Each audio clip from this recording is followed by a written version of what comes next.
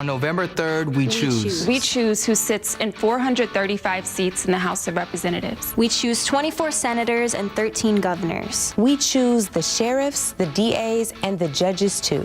And the way to choose? You've got to vote. We need them to show up and basically take control of the steering wheel and say, no, this is where we need to go. These are the policies we need to pass in order to make our democracy better. Carolyn Dewitt is the president and executive director of Rock the Vote, a nonpartisan organization that was founded in 1990 with the goal of building the political power of young people. But despite the fact that in 2020 millennials and Gen Z will comprise nearly 40% of voters, they have a historically lower turnout than older voters. But we don't prepare young people, generation after generation, to participate in our system when they become eligible. And since we're getting down to the wire, we're walking you through how to vote.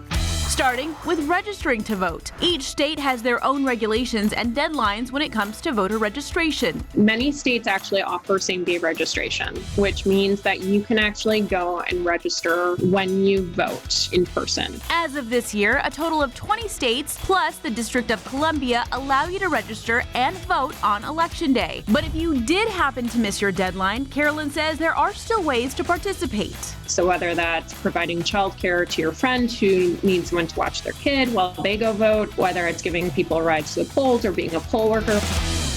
Next, let's look at each voting method. A lot of states do have early voting, which I would also encourage because there's more flexibility of opportunities for when you can go. Many states do offer weekends. In some cases, they also offer non-business hours. Each state has their own rules on the different ways of voting. However, every state allows some form of absentee or mail-in voting, but the rules on who can participate vary. If you do vote by mail, many states now offer online tracking for your ballot. And when it comes to in-person voting, you want to make sure you know the rules as well. You want to make sure you go to rockthevote.org, look up your polling place, look up your voter ID requirements to make sure that you have what you need to vote.